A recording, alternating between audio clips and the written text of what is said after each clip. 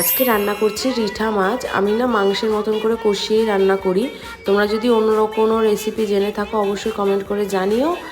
আর এই যে সন্ধ্যাবেলায় বাবাই আইসক্রিম নিয়ে চলে এসেছিল, আমি কর্নেটও খেয়েছি। আগে না আমি চকলেট ফ্লেভারের আইসক্রিম খেতামই না, তবে এখন বেশ ভালোই লাগে হালকা চকলেট ফ্লেভারের আইসক্রিমটা। আমি ডার্ক চকলেটটা খাই না।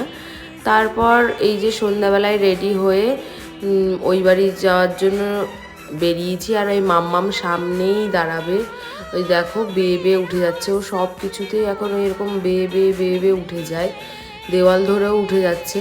তারপর আমরা চলে গিয়েছিলাম ওই বাড়িতে দেখো অনেকক্ষণ খেলেছে, ঘুরে ঘুরে ঘুরে ঘুরে বেড়াচ্ছিল, ভীষণ মজা পেয়েছে। তারপরে আমরা রাত্রেবেলায় চলে আসলাম, আর ওই দেখো হেঁটে হেঁটে বাড়ি যাচ্ছে।